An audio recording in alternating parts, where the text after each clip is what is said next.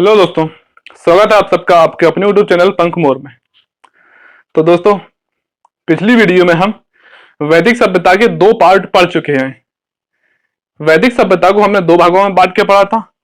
Part one में हमने संपूर्ण वैदिक सभ्यता पढ़ी कि वैदिक सभ्यता की जो ग्रामीण बस्तियां बसाई जाती हैं किन लोगों के द्वारा बसाई जाती हैं और वे कहां से आए थे, विभिन्न इतिहासकारों द्वारा मत दिए गए हैं, उन सभी को हम डिस्कस कर चुके हैं। पार्ट टू में हमने पार्ट वन में वैदिक सभ्यता के संपूर्ण साहित्य को देखा। वेद क्या होते हैं, ब्राह्मण ग्रंथ, अरण्यक, उपनिषद क्या होते हैं, सब कुछ देखा हमने। पार्ट टू में हमने ऋग वैदिक काल के लोगों का सामाजिक, आर्थिक, राजनीतिक देखा, राजनीतिक जीवन देखा, प्रशासनिक व्यवस्था देखी और जो महत्वपूर्ण नदियां वगैरह है और जो इंपॉर्टेंट पॉइंट बनते हैं, प्रमुख अधिकारी है, उन सभी को हमने देखा। आज की इस वीडियो हम देखेंगे उत्तर वैदिक काल, जो कि 1000 बीसी से 600 बीसी के बीच माना जाता है। ऋग वैदिक काल और उत्तर वैदिक काल हम है तो वैदिक काल, लेकिन दो भागों में क्यों बांटते हैं? 1000 बीसी के आसपास, जहां ऋग वैदिक काल में के जो लोग थे वो लोहे से परिचित नहीं थे। 1000 ईस्वी पूर्व के आसपास लोहे की खोज होती है और लोहे की खोज होने से मानव का संपूर्ण जीवन परिवर्तित हो जाता है। जहां ऋग वैदिक काल में लोग अपने आर्थिक जीवन के लिए पशुपालन पर निर्भर थे, वहीं उत्तर वैदिक काल के लोग अत्यधिक कृषि पर जोर देना शुरू होता है और कृषि पर निर्भरता बढ़ती चली जाती है। तो आज की इस वीडियो हम बेसिकली जो उत्तर वैदिक काल है, उत्तर वैदिक काल के लोगों का सामाजिक, आर्थिक, राजनीतिक जीवन कैसा था, कैसे उनकी प्रशासनिक व्यवस्था थी, तथा ऋग वैदिक काल और उत्तर वैदिक काल में देवी देवताओं में कैसे परिवर्तन आया, उनके नामों में कैसे परिवर्तन आया, उन लोगों के जीवन में किस तरीके से परिवर्तन आया, जो कि मेंस में क्वेश्चन बनते हैं कि उत्तर वैदिक काल और ऋग वैदिक काल में अंतर को बताइए। तो आप इन पॉइंट्स के माध्यम से ऋग वैदिक काल और उत्तर वैदिक काल में पॉइंट्स को बता सकते हैं और पीसीएस वगैरह में, एसएससी में जो ऑब्जेक्टिव में क्वेश्चन बनते हैं कि ऋग वैदिक काल और उत्तर वैदिक काल के देवताओं में क्या अंतर है, लोगों के जीवन में क्या अंतर आया, लोहे की खोज कब हुई, इन सभी पॉइंट्स को आज की इस वीडियो हम देखेंगे। दोस्तों, अगर आपको ये वीडियो अच्छी लगती है, मेरे पढ़ाने का ढंग ठीक लगता है, या आपको जो कुछ भी लगता है कि मेरे पढ़ाने में जो कुछ भी कमी रह रही है, उनको आप कमेंट्स बॉक्स में जरूर बताया कीजिए, ताकि मैं ज्यादा से ज्यादा उनमें सुधार कर सकूं और अच्छे से अच्छे आपको पढ़ाने की मैं कोशिश कर पाऊं। चलिए दोस्तों, आज की वीडियो को हम शुरू करते हैं। उत्तर वैदिक काल, उत्तर वैदिक काल जो कि 1000 बीसी से 600 बीसी के बीच माना जाता है। आपको 600 बीसी या 500 बीसी किसी किसी बुक में देखने को मिलेगा, लेकिन जो सर्वमान्य माना जाता है वो 600 बीसी माना जाता है। उत्तर वैदिक काल का जो विस्तार है, चूंकि ऋग वैदिक काल के लोग जो थे, वैदिक सभ्यता के लोग मध्य एशिया से भारत में आए थे। सर्वप्रथम भारत के अफगानिस्तान तथा पश्चिमी पंजाब वाले क्षेत्रों में उन्होंने अपनी बस्तियों को बसाया तथा धीरे धीरे निरंतर अपनी बस्तियों को मध्य भारत की ओर प्रसारित करते गए। और उत्तर वैदिक काल, जहां 1000 बीसी के आसपास उनकी बस्तियां गंगा और सरस्वती नदी के बीच मध्य प्रदेश वाले क्षेत्रों में फैल चुकी थी। सबसे महत्वपूर्ण जो उत्तर वैदिक काल का जो पॉइंट है, लोहे की खोज। लोहे की खोज से लोगों का सारा जीवन परिवर्तित हो जाता है। कैसे सारा जीवन परिवर्तित हो जाता है?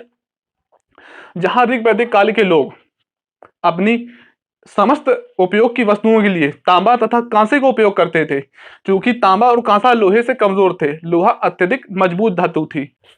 अब हम देखते हैं इनकी राजनीतिक, उत्तर वैदिक काल के लोगों का राजनीतिक जीवन, यानी किस तरीके की प्रशासनिक व्यवस्था थी। ऋग वैदिक काल में जो प्रशासन की सबसे छोटी इकाई होती थी, ग्रह या कुल हुआ करते थे। कई ग्रह या कुल मिला के ग्राम बनते थे, फिर बिस बनता था और फिर जन कबीला बनता है। ऋग वैदिक काल का अगर आप अपना वीडियो नहीं देखा है तो उसको देखिए, तभी आप ऋग वैदिक काल और उत्तर वैदिक काल के लोगों के जीवन में जो परिवर्तन आया उसको आप समझ सकते हैं। और मेंस में जो क्वेश्चन बनते हैं इनडायरेक्टली, उन क्वेश्चनों को भी आप इजिली सॉल्व कर पाएंगे। ऋग वैदिक काल में जन या कबीला ही सबसे बड़ी प्रशासनिक इकाई हुआ करती थी, लेकिन उत्तर वैदिक काल में कई जन या कबीला मिलके जनपद का निर्माण करते हैं, जिसका प्रमुख जो हुआ करता था वो राजा हुआ करता था। और उत्तर वैदिक काल में जो सबसे प्रमुख जनपद था वह था पांचाल, जो कि पीसीएस में एक बार पूछा गया है। सबसे प्रमुख जो जनपद था पांचाल सबसे महत्वपूर्ण जनपद था। समिति सभा का अधिकार कम हो जाता है, विदत को समाप्त कर दिया जाता है, राजा की अधिकार में वृद्धि होती है और पद वंशानुगत हो जाते हैं। इन चीजों से जहां ऋग वैदिक काल में राजा अधिकारों के अपने लिए स्वतंत्र नहीं था, वहीं उत्तर वैदिक काल में राजा का पद वंशानुगत होना शुरू हो जाता था। जहां ऋग वैदिक काल में समिति और सभा समिति और सभा के अधिकार सीमित नहीं थे, राजा पर उनका पूरा नियंत्रण होता था। वहीं उत्तर वैदिक काल में राजा के पद में बढ़ोतरी होती है, समिति और सभा के अधिकारों में निरंतर कमी कर दी जाती है। भले ही उनकी जो अधिकारी थे उनकी संख्या को बढ़ा दिया जाता है, अधिकारियों की संख्या, रत्निन जो होते थे, रत्नों की संख्या 7 से बढ़ाकर 17 हो जाती है, लेकिन उनकी जो शक्तियां थी उन शक्तियों को कम कर दिया जाता है। किस तरीके से कम कर दिया जाता है? समिति और सभा का जो अधिकार था उन्हें कम कर दिया जाता है। राजा के अधिकार में वृद्धि होती है, विदत को समाप्त ही कर दिया जाता था, विदत को समाप्त कर दिया जाता है और राजा के अधिकार में वृद्धि होती है। राजा का, जहां ऋग वैदिक काल में राजा का पद वंशानुगत नहीं होता था, समिति और सभा के द्वारा राजा को चुना जाता था, वहीं उत्तर वैदिक काल में राजा का जो पद है वंशानुगत हो जाता है, यानी कि राजा का बेटा ही राजा बनेगा। लेकिन ऋग वैदिक काल में ऐसा नहीं होता था, राजा प्रत्यक्ष तौर पर समिति के सदस्यों के द्वारा चुना जाता था। कर या बलि को नियमित कर दिया जाता है। जहां ऋग वैदिक काल में कर या बलि जो राजा द्वारा ली जाती थी, वह जो प्रजा थी, प्रजा स्वयं अपनी इच्छा से अदा करती थी, यानी जिसकी इच्छा राजा को अदा करने की है वह अधिक अदा करता था कर या बलि को, और जिसकी इच्छा नहीं है अदा करने की वह अदा नहीं करता था। लेकिन जो उत्तर वैदिक काल में कर या बलि को नियमित कर दिया जाता है। अभी भी सेना स्थायी नहीं थी। ऋग वैदिक काल में हमने देखा सेना स्थायी नहीं थी, जब सेना की जरूरत पड़ती थी तब सेना को बुला दिया जाता था, उन्हें खर्चे दिए जाते थे, तथा सेना कोई स्थायी सेना नहीं थी, यानी कि नियमित तौर पे उन्हें वेतन की व्यवस्था नहीं थी। और उत्तर वैदिक काल में भी सेना स्थायी नहीं थी।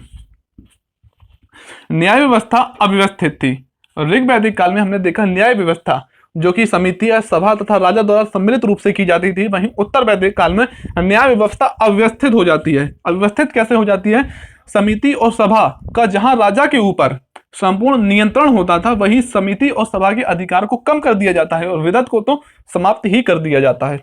इन चेंजेस को आप देखते चलिए कि ऋग वैदिक काल और उत्तर वैदिक काल में किन किन चीजों में चेंज आया है। जहां समाज एक तो और समतावादी था, वहीं उत्तर वैदिक काल में समाज एक वर्ण व्यवस्था में, यानी कि जन्म आधारित वर्ण व्यवस्था में ढलता चला जाता है। किस तरीके से? न्याय व्यवस्था जो थी अव्यवस्थित थी।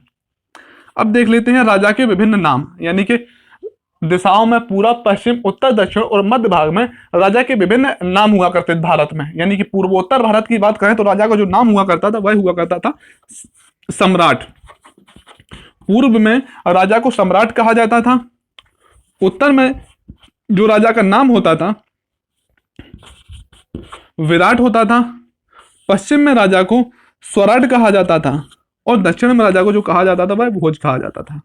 क्या कहा जाता था? भोज।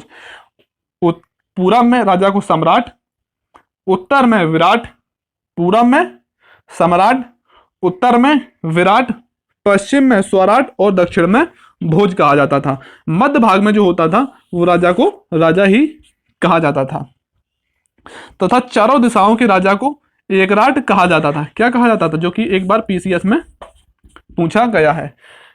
चारों दिशाओं के राजा को उत्तर वैदिक काल में एकराट कहा जाता था। और नंदवंश, आने वाली वीडियो में आपको पढ़ाऊंगा कि नंदवंश क्या है और राजा के द्वारा, महापदानंद के द्वारा क्यों एकराट की उपाधि धारण की जाती है। इन सभी बातों को हम देखेंगे। फिलहाल के लिए आप याद कर लीजिए यहीं पे कि नंदवंश के संस्थापक महापदानंद के द्वारा एकराट की उपाधि धारण की जाती है, जो कि चारों दिशाओं का प्रमुख होता था। रत्नों की संख्या मैंने बताया 7 से बढ़ के उत्तर वैदिक काल में 17 हो जाती है, लेकिन रत्नों के जो ऋग वैदिक काल में अधिकार जो हुआ करते थे, प्राप्त थे, वही उत्तर वैदिक काल में उनके अधिकारों में कमी कर दी जाती है। विदत को समाप्त कर दिया जाता है, राजा के अधिकारों में बढ़ोतरी होती है और पद वंशानुगत हो जाता है। एक बार फिर से देखते हैं हमने क्या क्या देखा। सबसे पहले हमने उत्तर वैदिक काल को देखा जो 1000 से 600 या 500 BC के बीच माना जाता है। धीरे धीरे उत्तर वैदिक काल में, जहां ऋग वैदिक काल में लोग पंजाब, अफगानिस्तान वाले क्षेत्रों में मध्य भारत से आए थे, वहीं उत्तर वैदिक काल में गंगा सरस्वती वाले क्षेत्रों तक फैल चुके थे। लोहे की खोज से लोगों का सारा जीवन परिवर्तित हो जाता है। आप खुद का दिमाग यूज करिए और देखिए कि लोहे का उपयोग होने से किन किन लोगों के किन किन जीवन पर, सामाजिक आर्थिक जीवन पर क्या क्या प्रभाव पड़ सकता है। राजनीतिक जीवन, राजनीतिक जीवन या प्रशासनिक व्यवस्था में जो सबसे बड़ी इकाई जहां ऋग वैदिक काल में जन या कबीला हुआ करती थी, वहीं उत्तर वैदिक काल में होके आती है जनपद। जनपद का जो प्रमुख होता था राजा होता था। पांचाल सबसे महत्वपूर्ण जनपद था। समिति और सभा का अधिकार कम हो जाता है, विदत को समाप्त कर दिया जाता है, राजा के अधिकारों में वृद्धि होती है और पद वंशानुगत हो जाता है। कर या बलि को नियमित कर दिया जाता है और स्थायी सेना नहीं थी। न्याय व्यवस्था जो थी अव्यवस्थित थी, जहां ऋग वैदिक काल में न्याय व्यवस्था एकदम व्यवस्थित होती थी। राजा के विभिन्न नाम देखे हमने और रत्नों की संख्या कितनी हो जाती है, 7 से बढ़ के 17 हो जाती है। अब देखते हैं सामाजिक व्यवस्था। ऋग वैदिक काल की आपने पिछली वीडियो में देखा होगा सामाजिक व्यवस्था कैसी थी। आज की इस वीडियो में हम उत्तर वैदिक काल के लोगों की सामाजिक व्यवस्था को देखेंगे, क्या परिवर्तन आया सामाजिक व्यवस्था में, स्त्रियों के जीवन में क्या परिवर्तन आया, उनके अधिकारों में किस तरीके से कटौती की गई, उन सभी चीजों को देखेंगे जो बार बार एग्जाम में प्रश्न पूछे जाते हैं। सामाजिक जीवन, सामाजिक जीवन की अगर हम बात करते हैं, वर्ण व्यवस्था का स्थापना होती है। स्थायी रूप अगर हमें वर्ण व्यवस्था का जहां से देखने को मिलता है, वह हमें उत्तर वैदिक काल से देखने को मिलता है। हालांकि ऋग वैदिक काल में भी वर्ण व्यवस्था थी, लेकिन वो कर्म आधारित थी, ना कि जाति आधारित। लेकिन जाति आधारित जो वर्ण व्यवस्था में देखने को मिलती है, वह उत्तर वैदिक काल में देखने को मिलती है। ब्राह्मण, क्षत्रिय, वैश्य और शूद्र। ब्राह्मण, क्षत्रिय, वैश्य को द्विज में शामिल किया जाता था। इंपॉर्टेंट क्वेश्चन है, पीसीएस में एक बार पूछा गया था कि किन जो वर्ण व्यवस्था में किन को द्विज में शामिल किया जाता था, तो ब्राह्मण, क्षत्रिय और वैश्य को द्विज में शामिल किया जाता था। उपनयन का संस्कार अधिकार था। उपनयन का संस्कार का अधिकार किनको था, ब्राह्मण, क्षत्रिय, वैश्य को। ब्राह्मण, क्षत्रिय और वैश्य को उपनयन संस्कार का अधिकार था और शूद्रों को उपनयन संस्कार का अधिकार नहीं था और ना ही इन्हें द्विज में शामिल किया जाता था। वर्ण व्यवस्था जो ऋग वैदिक काल में कर्म आधारित थी, वही वर्ण व्यवस्था उत्तर वैदिक काल में जन्म आधारित हो जाती है। ऋग वैदिक काल में लोगों द्वारा समझा जाता था या माना जाता है कि आप जैसे कर्म करेंगे आप उस वर्ण व्यवस्था में पैदा होंगे। लेकिन उत्तर वैदिक काल में आप जो वर्ण व्यवस्था है वो जाति आधारित होना शुरू हो जाती है। सामाजिक जीवन में यही परिवर्तन आता है। स्त्रियों की स्थिति, जहां हमने ऋग वैदिक काल में देखा था कि स्त्रियों की स्थिति कैसी थी, आपने पिछली वीडियो देखी होगी, आपको चीजें समझ में आ रही होंगी। दोस्तों मैं आपसे फिर कहूंगा कि आपने अगर पिछली वीडियो नहीं देखी है तो पहले उस वीडियो को देखिए, फिर इसको देखिए, तभी आप चीजों को कोरिलेट कर पाएंगे और समझ पाएंगे। ऋग वैदिक काल में स्त्रियों की स्थिति कैसी थी, एक शब्द से मैंने कहा था आप एक शब्द से सभी चीजों को याद रखेंगे, कोई डिफिकल्ट शब्द आपको याद नहीं रखने हैं। ऋग वैदिक काल में स्त्री की स्थिति कैसी थी, अच्छी थी, यानी गुड थी। और उत्तर वैदिक काल में जो स्त्रियों की स्थिति वह कैसी थी, बैड थी, अच्छी नहीं थी। वेदों का अध्ययन स्त्रियां नहीं कर सकती थी। जहां ऋग वैदिक काल में स्त्रियां वेदों का अध्ययन कर सकती थी, वहीं उत्तर वैदिक काल में स्त्रियों से वेदों का अध्ययन जो करने का अधिकार छीन लिया जाता है। सभा और विदत से हटा दिया जाता है। हालांकि विदत को उत्तर वैदिक काल में समाप्त ही कर दिया था, लेकिन उससे पहले ही सभा और विदत में जो स्त्रियां शामिल हुआ करती थी उनसे उनको हटा दिया जाता है, यानी कि स्त्री सभा में और विदत में भाग अब नहीं ले सकती थी। पर्दा प्रथा, सती प्रथा के संकेत उत्तर वैदिक काल में मिलना शुरू हो जाते हैं। जहां ऋग वैदिक काल में पर्दा प्रथा है, सती प्रथा है, विधवा पुनर्विवाह है, इनके संकेत हमें विधवा पुनर्विवाह के संकेत तो देखने को मिलते हैं, अच्छी बात है, लेकिन सती प्रथा या पर्दा प्रथा की हमें ऋग वैदिक काल में संकेत देखने को नहीं मिलते हैं। अब एक नोट आप देख लीजिए, एक बार पीसीएस में पूछा गया था कि ऐत्रेय ब्राह्मण पुत्री को समस्त दुखों का कारण किस ब्राह्मण में माना गया है या कहा गया है। पुत्री को समस्त दुखों का कारण किसमें माना गया है, ऐत्रेय ब्राह्मण में। एसएससी वगैरह में भी कई बार पूछा गया है कि पुत्री को समस्त दुखों का कारण किस ब्राह्मण में कहा गया है, तो ऐत्रेय ब्राह्मण में कहा गया है। अब दो तरह के विवाह हमें उत्तर वैदिक काल में देखने को मिलते हैं, एक अनुलोम विवाह और एक प्रतिलोम विवाह। अनुलोम विवाह कैसा होता था, जब मेल यानी कि आदमी जो होता था ऊंची जात का हो और महिला नीची जात की हो, तो उसको कहते थे हम अनुलोम विवाह। और जब इनके विवाह से जो संतान उत्पत्तित होती थी, उससे जो जाति बनती थी वो नई जाति बनती थी। कैसी जाति बनती थी, एक नई जाति बनती थी। और जो प्रतिलोम विवाह होता था, जब आदमी नीची जात का हो और महिला ऊंची जाति हो, तब उनका विवाह अगर हो जाता था तो उससे जो संतान उत्पत्ति होती थी वह नीची जाति की संतान कही जाती थी। ये दो विवाह उत्तर वैदिक काल में हमें देखने को मिलते हैं, अनुलोम और प्रतिलोम। वहीं ऋग वैदिक काल में ऐसे कोई विवाह की चर्चा देखने को नहीं मिलती है। अब देखते हैं हम आर्थिक जीवन। जब हम दोस्तों ऋग वैदिक काल उत्तर वैदिक काल के लोगों को सामाजिक, आर्थिक, राजनीतिक, धार्मिक जीवन में बांट के पढ़ेंगे तो चीजों को हम एक दूसरे को अंतर को भी स्पष्ट कर पाएंगे, और जो चीजें एक दूसरे से कोरिलेट है, जो मेंस में क्वेश्चन बनते हैं, उनको भी अपनी समस्या हम आसानी से लिख पाएंगे। इतिहास को दो को आप जितना समझ पाए, वैदिक काल है, सिंधु घाटी सभ्यता है, महाजनपद है, इनको आप जितना समझ पाए उनको अपने रियल यानी कि आज के जीवन से समझने की कोशिश कीजिए, और जो फैक्ट बनते हैं उनको तो सबको फिर याद करना ही होते हैं, लेकिन सभी चीजों को आप याद नहीं रख सकते। इतिहास में आप 70 से 75% चीजों को खुद को अपने रियलाइज करिए और खुद से समाहित करने की कोशिश कीजिए, और जो 25% जो चीजें हैं उनको आप फिर रटना होता है। आपको नहीं, जितने हैं 25% इतिहास में चीजें ही रटने की होती हैं, सभी हम रट नहीं सकते। अब देखते हैं हम आर्थिक जीवन को। आर्थिक जीवन किस तरीके से लोहे की खोज होने से लोगों के आर्थिक जीवन में परिवर्तन आया। सामाजिक जीवन में किस तरीके से परिवर्तन आता है। लोहे की खोज जहां ऋग वैदिक काल में नहीं थी, ना तो कोई युद्ध के साक्ष्य प्राप्त हुए हैं, लोग शांति प्रिय थे। वहीं उत्तर वैदिक काल में जब लोहे की खोज हो जाती है तो तलवारें, भाले, तेज धार वाले हथियार बनने शुरू हो जाते हैं, और कुछ युद्ध की साक्ष्य प्राप्त होते हैं जहां जन या कबीला मिलकर जनपद बनाते हैं, वहीं एक दूसरे जनपदों के बीच युद्ध होना शुरू हो जाते हैं, और यही जनपद मिलकर हमें महाजनपद की ओर ले जाते हैं। आर्थिक जीवन में लोहे की खोज होने से कैसे परिवर्तन आता है कि जहां ऋग वैदिक काल में लोग पशुपालन पर निर्भर थे, यानी कि संपूर्ण जो आर्थिक क्रियाएं थी पशुपालन ही हुआ करती थी, वहीं उत्तर वैदिक काल में कृषि की खोज हो जाने से पशुपालन का महत्व कम हो जाता है और कृषि का महत्व बढ़ना शुरू हो जाता है। कृषि का महत्व उत्तर वैदिक काल में बढ़ना शुरू हो जाता है, और जो बलि लिया जाता था और ऋग वैदिक काल में अनियमित था, यानी कि आदमी यानी जो प्रजा होती थी, प्रजा अपनी स्वेच्छा से अदा करती थी। वहीं उत्तर वैदिक काल में 1/16 भाग होता था, और वह कैसा था, नियमित प्रजा से लिया जाता था। इसे बलि या कर कहा जाता था।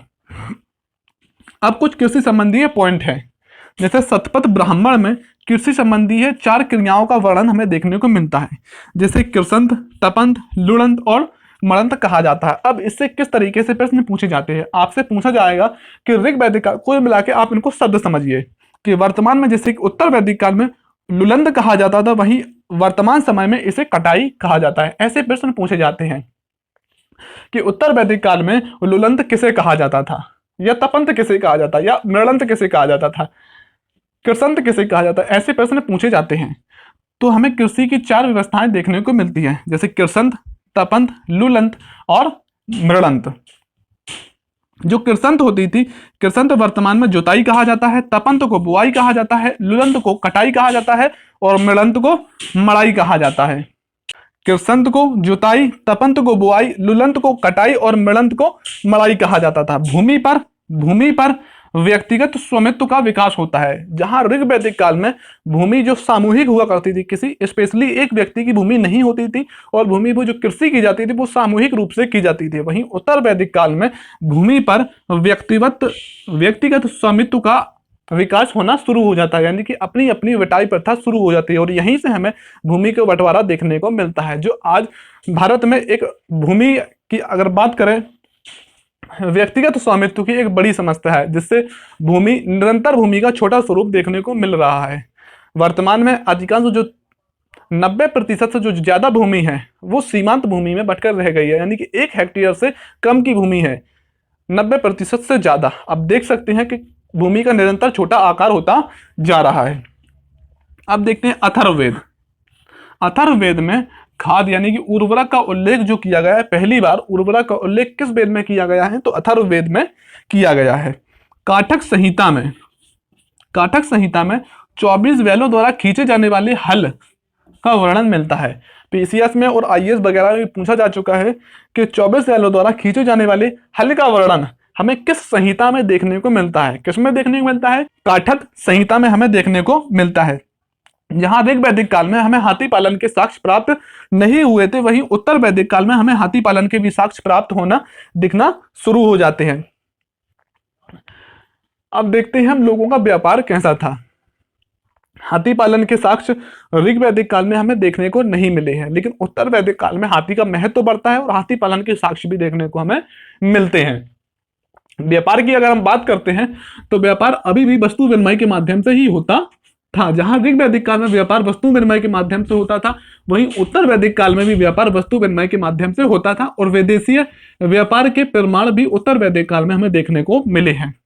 ऋग वैदिक काल में विदेशीय प्रमाण के हमें साक्ष्य देखने को नहीं मिलते हैं, लेकिन उत्तर वैदिक काल में पता चलता है कि जो उत्तर वैदिक काल के जो लोग थे, लोहे की खोज हो जाने के बाद विदेशीय प्रमाण के साक्ष्य यानी कि वेदों से आयात निर्यात होता था।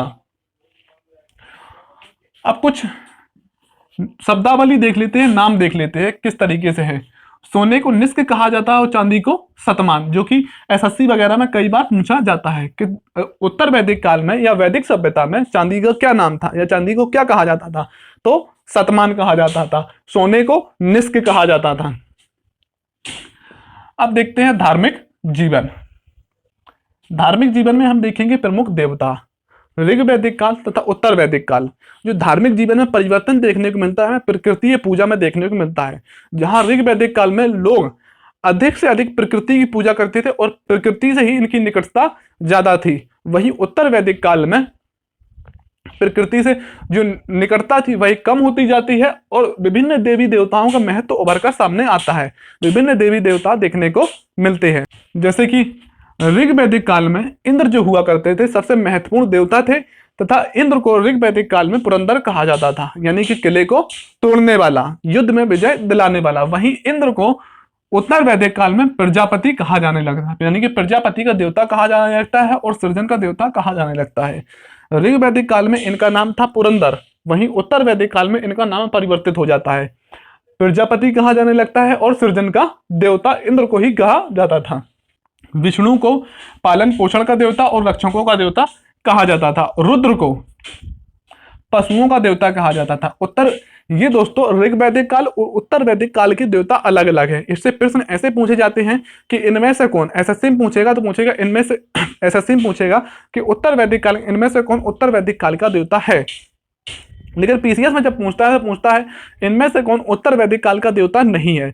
जब आपको ऋग वैदिक काल के देवता पता होंगे तभी आप उत्तर वैदिक काल के देवताओं को निकाल पाएंगे, या किसी एक के आपको पता होंगे उत्तर वैदिक काल या ऋग वैदिक काल, तभी आप इनमें अंतर देख पाएंगे और क्वेश्चन को अपने सही कर पाएंगे। नहीं तो इसमें कंफ्यूजन दोस्तों बहुत ज्यादा बनती है और सभी बच्चे देवता जो होते हैं, कुछ ही देवताओं को जैसे इंद्र है, विष्णु है, इनको ही याद कर लेते हैं, लेकिन जो मारुत है ऋग वैदिक काल में, इनसे जब क्वेश्चन बनते हैं तो लोग नहीं कर पाते और गलत करके आते हैं पेपर में।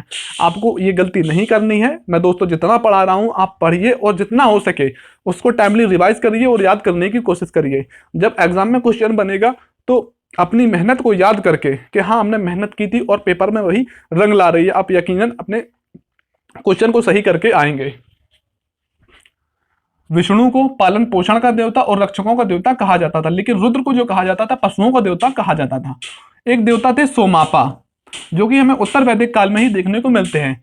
इन्हें सोम का अधिक पान करने के कारण सोमापा देवता कहा जाता था।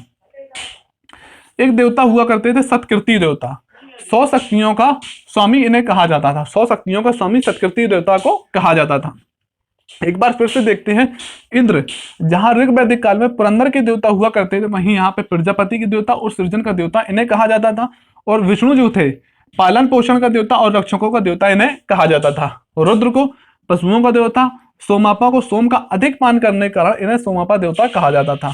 एक थे देवता सतकीर्ति, 100 शक्तियों का स्वामी इन्हें कहा जाता था। मूर्ति पूजा का उल्लेख ना ऋग वैदिक काल में ना उत्तर वैदिक काल में देखने को मिलता है, क्योंकि ऋग वैदिक काल में लोग लौकिक संस्कृति में ज्यादा विश्वास करते थे। लोगों ने जो देखते थे उन्हीं की पूजा करते थे, कोई आत्मा परमात्मा की बात नहीं थी। मूर्ति पूजा का उल्लेख देखने को हमें उत्तर वैदिक काल में नहीं मिलता है। उपासना का जो मुख्य उद्देश्य हुआ करता था वह भौतिक सुखों की प्राप्ति था। उपासना का मुख्य उद्देश्य क्या था? भौतिक सुखों की प्राप्ति है, ना कि आंतरिक सुखों की प्राप्ति, भौतिक जो सुखों की प्राप्ति है, जैसे कि अगर हमें जैसे गर्मी लग रही है तो कोई पंखा चला दे तो वह भौतिक सुख है। और उत्तर वैदिक काल में जो उपासना का मुख्य उद्देश्य हुआ करता था, भौतिक सुखों की प्राप्ति हुआ करता था, ना कि आंतरिक सुखों की प्राप्ति, ना आत्मा की सुख की प्राप्ति, कोई ऐसा वर्णन नहीं था। उपासना के रूप में जैसे प्रार्थना करते थे और यज्ञ करते थे। अब कुछ उत्तर वैदिक काल में प्रमुख शब्दावली देखने को मिलती है कि किन चीजों को वैदिक सभ्यता में क्या कहा जाता था। संपूर्ण कुल की जहां पे गायों को पाला जाता था उसे हम क्या कहते थे, गोत्र कहते थे। दोस्तों ऐसा भी देखने को मिलता है वैदिक सभ्यता में कि दो कुलों के बीच गाय को लेकर अक्सर युद्ध हुआ करते थे। अक्सर गाय को लेकर, जैसे वर्तमान में जमीन को लेकर या किसी चीज को लेकर युद्ध होते हैं, लड़ाई होता है, लेकिन वैदिक सभ्यता में अधिकांश जो युद्ध देखने को मिलते हैं हमें गाय को लेकर देखने मिलते हैं कि अगर किसी कुल ने दूसरे गाय को चोरी कर लिया या कोई वजह से जो अधिकतर युद्ध हुए हैं वो गाय की वजह से हुए हैं। गाय को वैदिक सभ्यता में अग्रण्य कहा जाता था और इसका महत्व पशुओं में अत्यधिक था। समूचे कुल का जो गोधन जहां पे पाला जाता था उसे गोत्र कहते थे। श्याम अयस्क, लोहे को वैदिक सभ्यता में श्याम अयस्क कहा जाता था और लोहित अयस्क जो कहा जाता था तांबा कहा जाता। जस्ट दोस्तों उल्टा है, अगर लोहा पूछता है तो आप करेंगे श्याम अयस्क, अगर तांबा पूछता है तो आप करेंगे लोहित अयस्क। हल को क्या कहा जाता, हल को सिरा या लागर कहा जाता था। हल को सिरा या लागर वैदिक सभ्यता में कहा जाता था। रेखा को सीता कहा जाता था। रेखा जो खींची जाती थी, रेखा को ऋग वैदिक या उत्तर वैदिक सभ्यता में सीता कहा जाता था। पानी को पशु चोरी करने वाला जो होता था उसे पानी कहा जाता था। वैदिक सभ्यता में जो पशुओं की चोरी करते थे व्यक्ति उन्हें पानी कहा जाता। क्या कहा जाता था, पानी, जो कि पूछा गया है। ब्रक, बैल को ब्रक कहा जाता था। गोबर की जो खाद होती थी, गोबर की खाद को वैदिक सभ्यता में करीस या सकृत कहा जाता था। गोबर की खाद को क्या कहा जाता था, करीस या सकृत कहा जाता था। कुआ को वैदिक सभ्यता में अबल कहा जाता था। बादल को पर्जन्य कहा जाता था और अनस को बैलगाली कहा जाता था। दोस्तों होता क्या है कि आप या कुछ बच्चे ज्यादातर क्या करते हैं कि ज्यादा टर्म्स को याद नहीं करते हैं, लेकिन यही टर्म्स है जो वैदिक सभ्यता में पूछे जाते हैं और कंफ्यूजन क्रिएट करते हैं। आप सोचिए कि 100 बच्चे हैं, 100 बच्चों में सबको कंफ्यूजन एक ही जगह बढ़ता है। अब ज्यादातर 90% बच्चे क्या करते हैं, उन कंफ्यूजन को छोड़ देते हैं कि इससे क्वेश्चन नहीं बनेगा। अगर दोस्तों आप इन चीजों को आज याद नहीं करते हैं तो आप जब भी आपका सिलेक्शन होगा आपको इन चीजों को याद करना पड़ेगा, तभी आपका सिलेक्शन होगा। क्योंकि सभी बच्चे हैं जो इन चीजों को इग्नोर नहीं करते हैं, कुछ बच्चे हैं जो इग्नोर कर देते हैं, उन्हीं का सिलेक्शन नहीं होता है। आप उनमें शामिल ना होइए जहां पे कंफ्यूजन बन रहा है। सोचिए कि जहां पे मुझे कंफ्यूजन बन रहा है तो जो एग्जामिनर पैटर्न सेट करेगा उसे पता है कि बच्चे को कहाँ कंफ्यूजन बनता है, और उन्हीं क्वेश्चनों से एग्जामिनर क्वेश्चन को अक्सर उठाता है और फिर एग्जाम में गलत होते हैं। हम अगर सही कर दें तो ठीक है या छोड़ दें तो ठीक है, लेकिन अफसोस हमें तब होता है जब हमने पढ़ा है और क्वेश्चन हमसे गलत होता है, तब ज्यादा अफसोस होता है। कि पीसीएस में तो फिर 1/3 वो काटते हैं, 3 नंबर गलत हुए अगर आपके तो एक क्वेश्चन फालतू में चला जाएगा, फिर वही आंसर क्या होगा कि नेगेटिव में हमारे मार्क्स आते हैं। तो आप ऐसा ना करें, जितना हो सके चीजों को बार बार रिवाइज करें। फिर से देखते हैं एक बार, गोत्र समूचे जहां पे कुल का गोधन पाला जाता था उसे गोत्र कहते थे। लोहे को श्याम अयस्क कहा जाता था, तांबे को लोहित अयस्क। जस्ट उल्टा है, जहां पर लोहित आता है तो वो लोहे का नहीं होगा, तांबे का होगा, और जहां पे श्याम आता है तो वो लोहे का है। हल को सिरा या लागर कहा जाता था। रेखा को सीता कहा जाता था, और पशुओं को जो चोरी करने वाले व्यक्ति होते थे उन्हें पानी कहा जाता था। बैल को वृक कहा जाता था। गोबर की खाद को करीस या सकृत कहा जाता था। कुआं को अबल कहा जाता था। बादल को पर्जन और अनस को बैलगाड़ी कहा जाता है। ये कुछ प्रमुख शब्दावली थी जो वैदिक सभ्यता में हमें बार बार पूछी जाती है। काफी इंपॉर्टेंट है दोस्तों, आप बार बार पढ़िए और याद करने की कोशिश करिए। अब देखते हैं लोहे के साक्ष्य जो उत्तर वैदिक काल में लोहे के साक्ष्य हमें कहां से प्राप्त हुए हैं। जो उत्तर वैदिक काल को और ऋग वैदिक काल को बांटने का जो प्रमुख साधन है वह लोहा ही है। तो लोहे की खोज होने से संपूर्ण मानव जीवन में परिवर्तन हमें देखने को मिलता है। न केवल आर्थिक जीवन में, सामाजिक जीवन में, राजनीतिक जीवन में, संपूर्ण मानव जीवन में हमें एक तरह से परिवर्तित ही हो जाता है मानव जीवन जब लोहे की खोज होती है। और लोहे की खोज से प्रश्न पूछता है कहां कहां से वैदिक सभ्यता में लोहे के साक्ष्य प्राप्त हुए हैं। तो कहां से प्राप्त हुए हैं? अहिछत्र से, अतरंजी खेड़ा से, आलमगीरपुर उत्तर प्रदेश, मथुरा उत्तर प्रदेश, रोपण पंजाब, श्रावस्ती उत्तर प्रदेश और कमीपल्य।